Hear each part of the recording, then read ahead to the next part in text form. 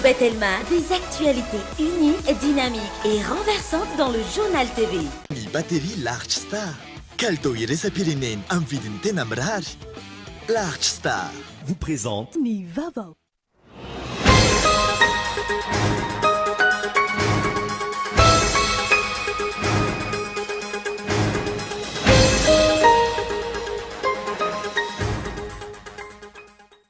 Commune miisa efatra ao anatin'ny faritra loatra mangoro sy ny faritra tsinanana no sitraka tolotra ara-pahasalamana maimaim-pona amin'ny alalan'ny karavanina medikala mandritra ny herinandro.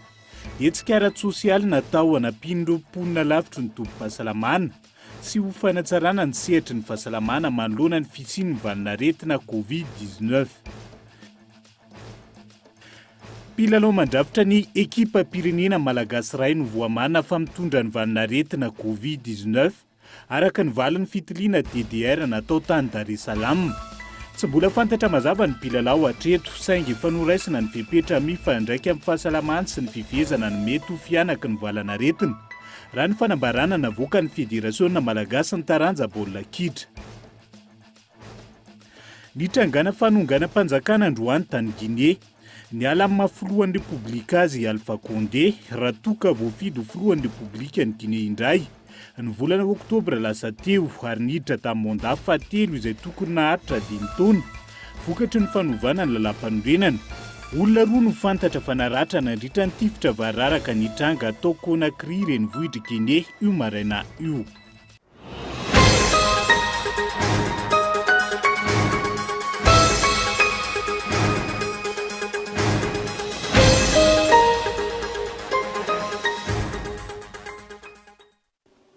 Manatitra ny araba tomboko lasy sy tomboko vavy tonga soa indray ato anatin'ny fotoanan'ny fampahalalam-baovao ny fahitalavitra kolo amin'ity ala ity. Asaina mpanajana ihany koa ianao anaraka ny atsipriany hatramin'ny farany. Commune miisa efatra ao anatin'ny faritra aloatra mangoro sy ny faritra atsinanana no isitraka tolotra ara-pahasalamana maimaim-pona amin'ny alalan'ny karavany medikal mandritra ny herinandro. Hetsika ara-tsosialy natao hanampian'ireo mponina lavitry ny tombom-pahasalamana sy ny fanatsarana ny sehatry ny fahasalamana manoloana ny fisian'ny valinaretina Covid-19. Abraham Randriamanana. Sakana tsy ahafahan'ny mponina misitraka ny fitsaboana sahazazy ny fahalaviran'ny tombom-pahasalamana, eo ihany koa ny tsy fahampiany enti-manana indrindra nandritra ny vanim-potoana ny parian'ny valinaretina Covid-19. Manoloana izany, paikady napetraka ny tompon'andraikitra ny fanatanterahana ny hetsika ara-tsosialy karavany medikal na ny tolotra ara-pahasalamana maimaim-pona. Tanjona ny fanomezana tosika ara-pahasalamana ho an'ireo mponina amin'ny alalan'ny fizahana ara-pahasalamana samihafa toy ny fitsaboana nify, ny fandridram-piterahana, ny fitiliana ny diabeta, ny fanaovam-baksiny sy ny maro hafa. Ao anatin'ireo lalana andanan'ireo dia ireo olona marefo, ireo olona izay tsy manana fahafahana anatina tombom-pahasalamana noho ny antony maro hafa, maro samihafa no antony hidinana ny toerana mihitsy izany satria misy ny tolotra ara-pahasalamana raha iresaka mamografia ohatra na iresaka zavatra somary sarosarotra lafolafo tsy ho takatry ireo olona ireo dia aleo ny fahasalamana mihitsy no midina mandeha makany. Ohatra ao anatin'izany ny tolotra momba ny fahasalamana ara-tsaina sy ny fanohanana ara-tsaina satria taorian'ireny krizy nandalovan'ireny dia maro ny olona somary ketraka ary misy manam-pahaizana manokana hidina ao anatin'izany hanome amin'izay fanohanana ara-tsaina ho an'ireo olona izay. Ho an'ny andian'ny fahatelo amin'ny karavany medikal, commune miisa efatra ao anatin'ny faritra aloatra mangoro sy ny faritra atsinanana izay ahitana ny commune Ambohibary Moramanga, ny commune Vatomandry, ny commune Tetezambato Toamasina faharoa ary ny commune Folo Pointe no isitraka ny tolotra ara-pahasalamana maimaim-pona ho an'ny mponina maherin'ny 7 arivo. Fiaraha-miantan'ny eo anivon'ny fiadidinan'ny Repoblika amin'ny alalan'ny DASP, ny Ministeran'ny Fahasalamam-bahoaka ary ireo mpiara-miombonantoka no nahafahana nanatanteraka ny tolotra ara-pahasalamana manakaiky vahoaka raha ny fanazavana. Ny fahasalamana dia lahara-pahamehana ka amin'izany indrindra no nanatanterahana ny hetsika sosialy izay maimaim-pona. Ny filoham-pirenena Andry Rajoelina matetika ny hoe ny firaisan-kina izay teny afatra ampitaina amintsika rehetrarehetra. Dia eto moa izany dia tiana ny manamarika fa tanteraka tokoa izay firaisan-kina izay izay ahitantsika ny fiaraha-miasa, ny salany, ny ao fanjakana sy ireo sehatra tsy miankina. Nanomboka androany arahatra herinandro ny fanatanterahana ny karavany medikal ao amin'ny faritra aloatra mangoro sy ny faritra atsinanana. fa olona 7 no namony ainy vokatra mipesta any amin'ny distrika ny Arivony Mambo. Olona mihoatra ny 20 kosa no mbola manaraka fitsaboana. Ny fisiny famadihana sy ny fahatarana amin'ny fanatonana mpitsabo no isan'ny nolazainy teo anivon'ny ministera ny fahasalamam-bahoaka fa antony mampiverina ny pesta amin'izao fotoan'izao. Misy ilarana John. Raha nantontanisa hatramin'ny 3 Septembre avy amin'ny ministeran'ny fahasalamam-bahoaka olona 7 no namony ainy vokatry ny pesta areti-tratra any amin'ny komina Miandrandra distrika ny Arivony Mambo. Ankoatry ny fisian'ny loto eny anivon'ny fiarahamonina fanaovan'ireo olona any ambanivohitra famadihana an-tsokosoko no isany antony mampirongatra izany aretina izany raha ny fanazavana. Antranga matoa ny pesta amin'ny areti-tratra no antranga dia nisy ny fahatarana ny fandraisana tanan'ny olona mety izay tratrany kaikitry mparasy mety misy ihany koa ireo izay noho ny fomba mampanao dia mety makany amin'ireny famadihana ireny nefa ilay olona izay avadika dia mety mitondra ny tsimokaretiny otrikaretina pesta dia izay ireny ihany koa zany no mety mahatonga an'izao valinaretina zao eo pandiniana sy eo ampijerena ny tena fototra natonga an'izany ny ministera ny fahasalamam-bahoaka. Olona mihoatra ny 20 amin'izao no tsaboana ao amin'ny distrika ny Arivony Mambo vokatra izay pesta areti-tratra izay. Efa voafeo ny tompon'andraikitra ny aretina treto ary efa misy ny fepetra no raisina manoloana izany. Fotoan'izao ihany koa dia efa natao ny fiarahana amin'ny tompon'andraikitra amin'ny fametrahana ireny sakana ara-pahasalamana na barrière sanitaire mba tsy paritahana izany valanaretina izany. Efa voafehy amin'izao fotoan'izao kanefa tsara foana ny misoroka ka dia efa napetraka miaraka tamin'ireo faritra manodidina ny faritra Itasy dia ny faritra Analamanga, faritra Vakinakaratra ary ny faritra Bongolava efa misala amin'ny fametrahana an'izany sakana ara-pahasalamana izany. Hitiliana ireo olona izay mety mitondra hafanana. Raha tsy ivona manomboka ny volana Aogositra hatramin'ny volana Aprily ny fotoana mampirongatra ny pesta eto Madagasikara. Miantso amin'ny fanatonana tompo-pahasalamana vantany vao misy fambarany avy eo anivon'ny ministera tompon'andraikitra ny fitsaboana ny pesta izay maimaim-pona. Dia izay ny makasika ny pesta fatahorian'ny lalao ny onany barehany Madagasikara sy Benin sy ny fitokanana ara-pomba ofisialy ny kianja barety etsy Mahamasina dia fantatra fa mpilalao mandrafitra ny ekipa pirenena malagasy iray ny voamana fa mitondra ny valinaretina Covid-19 araka ny valin'ny fitiliana TDR natao tany Dar es Salaam. Tsy mbola fantatra mazava ny mpilalao hatreto saingy efa niraisana ny fepetra mifandraika amin'ny fahasalamany sy ny fifehezana ny mety ho fianaka ny valinaretina raha ny fanambarana navoaka ny federasiona malagasy ny taranja baolina kitra. Efa ningadona ny Tanzania hatrika ny andro faharoa amin'ny fifanitsanana hiadiana ny tompon-dakiran-tany eo amin'ny taranja baolina kitra izay atao any Qatar ny taona 2022 ny barehany Madagasikara taorian'ny fitokanana ny kianja bare Mahamasina omaly. Raha ny fanambarana navoaka ny teo anivon'ny FMF na ny federasiona malagasy ny baolina kitra androany. Mpilalao mandrafitra ny ekipa pirenena malagasy iray ny voamana fa mitondra ny valinaretina Covid-19 araka ny valin'ny fitiliana TDR natao tao Dar es Salaam. Raha toka negatif avokoa ny valin'ny fitiliana PCR natao azy ireo ny alohan'ny fianganany Madagasikara. Tsy mbola fantatra mazava hatreto ny mpilalao saingy efa noraisana avy hatrany ny fepetra mifandraika amin'ny fahasalamany sy ny fifehezana ny mety ho fianaka ny valanaretina. Androany tamin'ny 3 ora ihany koa ny tontosan'ny fitiliana PCR izay takiana alohan'ny lalao ho fanarahana hatrany ny fepetra ara-pahasalamany ety miady ny Covid-19. Andrasana ary ho taterina aminao miandalana eto amin'ny fampahalalam-baovao hatrany makasika andiany ekipa pirenena malagasy any Tanzania indrindra ny lalao izay ho tanterahana izy ireo ny fahavitony volana izao. Lafo mavao afa-tanteraka kosa indray mampitarena ny mponina ny tsy fampiny fiara fitateram-bahoaka indritra ny zotra suburbaine ny lasora. Tsy ampy 10 ny fiara mampitory fokotany maro ahitana mponina analany tafiditra anatin'ny tapany amboniny commune. Antsoaro araka izany no nataony ben'ny tanàna ny tompon'andraikitra voakasika ho fanatsarana izay fitateram-bahoaka izay. Tsy maraka ny fitombon'ny mponina ny fiara fitateram-bahoaka indrindra ny zotra suburbaine. Mandalo ireo fokotany maro anatin'ny tapany amboniny alasora. Raha tombana nefa tralany ny mponina anatin'izay. Tsy ampy 10 ny fiara-miasa treto raha nitatitra ny ben'ny tanàna. Ny commune Alasora efa any amin'ny 70 000 habitants any dia nefa ny fiara mitatitra andreo zany raha ny aty ambony ny suburbaine tsy ampy 50 akory isan'andro. Ny any ambany aloha tsy dia misy fimemenonana zany hoe amin'ny faritra bypass rehetra ina tsy dia misy fimemenonana ny amin'ny resaka bus fa ny aty ambony zany izay farafakely ny atao hoe ny Atsasa-Manila andreo mponina ireo satria fokotany maromaro dia any amin'ny fiara 50 any no mitatitra an'izy ireo mankany Antananarivo renivohitra izay tena tsy ho ampy satria tadidro tsara fa ny mponina eto amin'ny commune Lasora mitombo andro aman'alina. Ny lalana io lalana terikely io ihany zany tsy maintsy mbola jerevana hoe amin'ny fomba ahoana no anitarana an'io lalana io ndray androany. Natafiditra anatin'ny commune tokony hiazakazaka amin'ny lafiny fampandrosoana azy arak'izany ny tanàna na Lasora. Tsy maraka ny fifamezivezen'ny mponina sy ny entana ny fiara fitaterana ka mampisatra ny fampandrosoana. Antony anaovany be ny tanàna antso fanairina ny tompon'andraikitra voakasika. Ny vahoaka tsy malala fa tsy ny be ny tanàna. Ny be ny tanàna ny fantany hoe tompon'andraikitra amin'ny tsy fanjariany ny asa fitanterana eto amin'ny commune nefa rehefa misy ny fangatahana zany dia ny coopérative sy ny ATT ireo no manapaka fa ny be ny tanàna dia miangavy hoe ahoana no mba azonay coopérative hafa satria raha izao zavatra mitranga izao dia tsy misy afa-tsy ny lalàna ny fifaninanana ihany no azahoana mamoaka vokatra tsara ao anatin'ny asa anankiray dia ny asa fitaterana zany.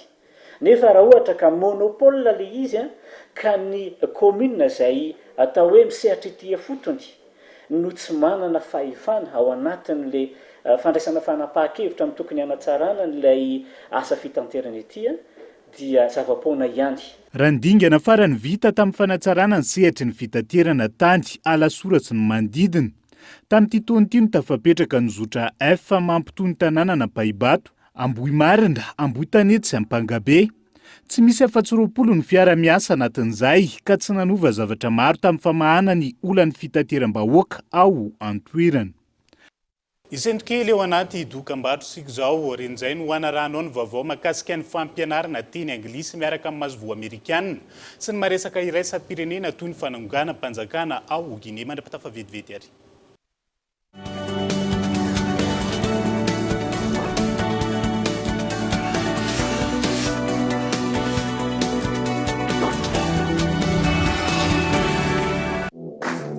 First Plus, l'offre all-in-one pour vous en abonnement, appel, data et SMS vers tous les opérateurs et à l'international. À partir de 20 milliards TTC seulement, abonnez-vous en Telma Shop.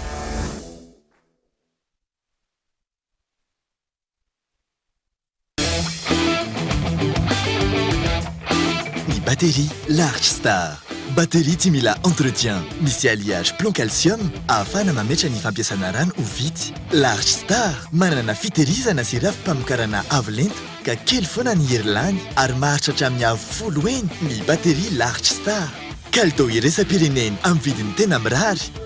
Large Star.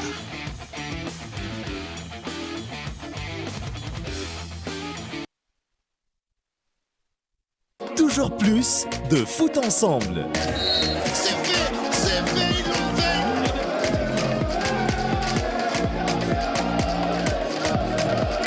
Voilà, on a l'épilogue de notre saison. Le meilleur du football européen revient à partir du 8 août sur les chaînes Canal+ Sport. Réabonnez-vous en avance et profitez immédiatement de vos chaînes bonus avec la nouvelle semaine généreuse. Les bouquets Canal+.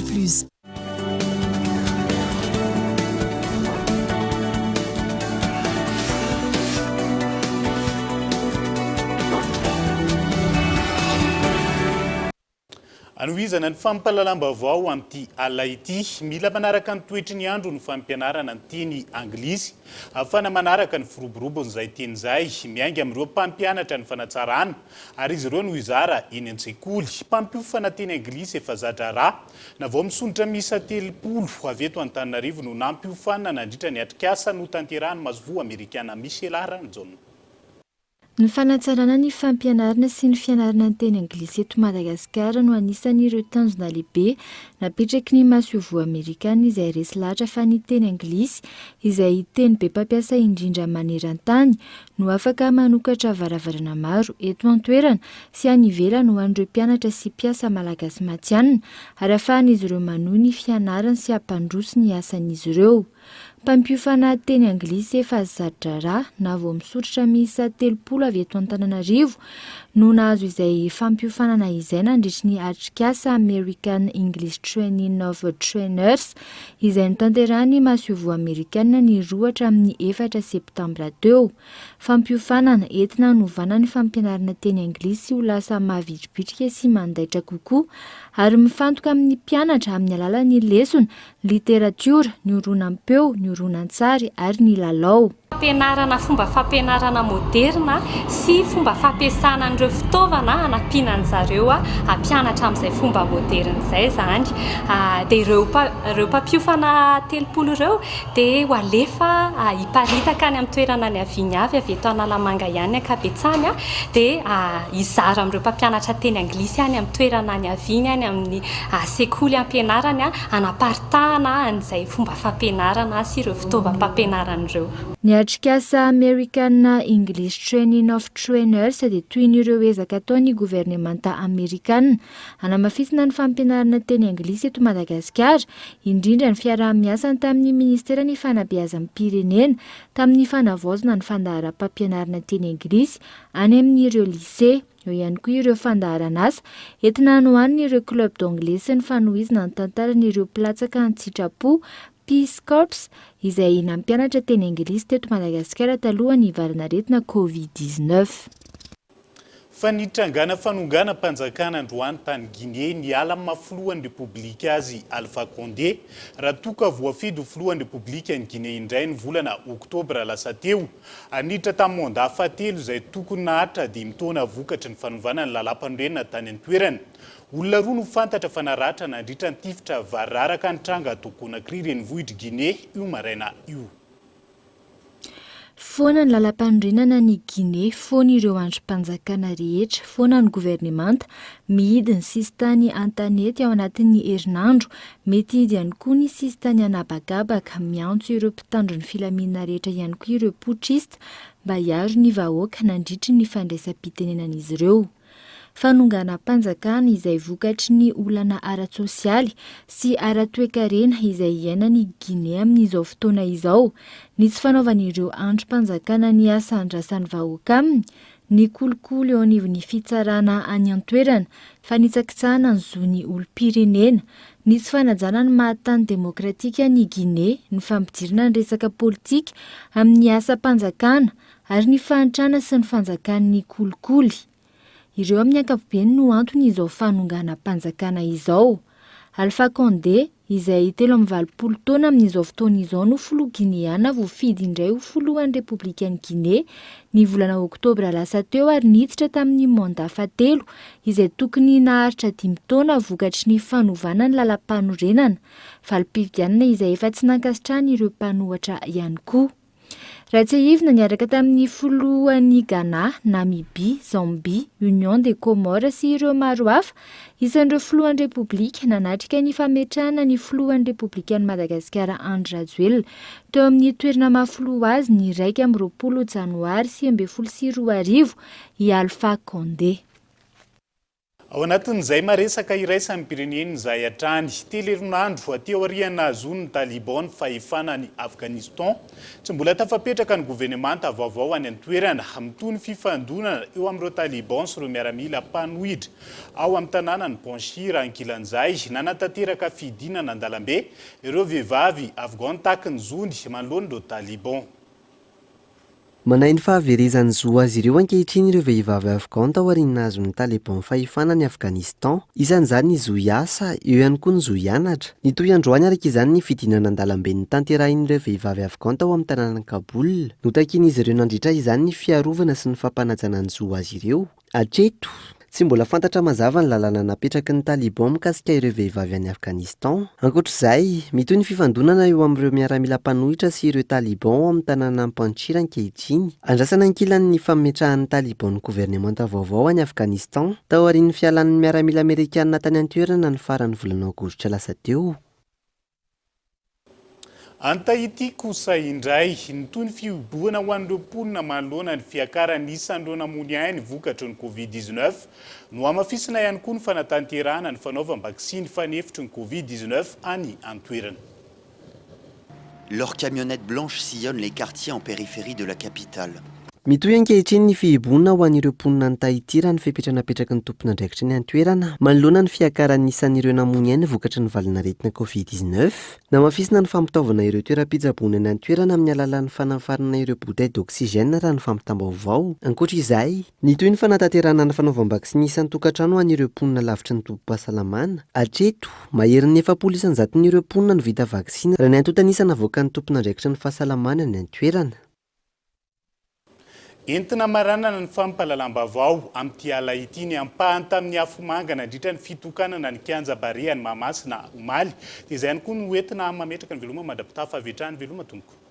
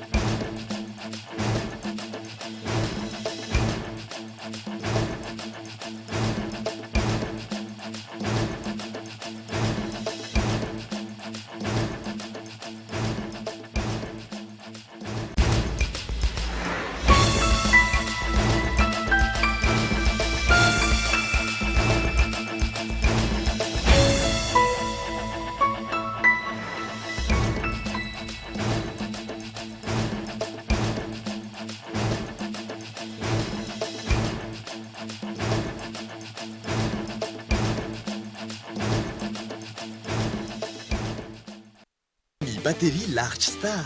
Kalitao iresa-pireneny amin'ny vidiny tena mirary. Large Star vous a présenté Ni Vaovao. 5G Batelma, des actualités unies, dynamiques et renversantes dans le journal TV.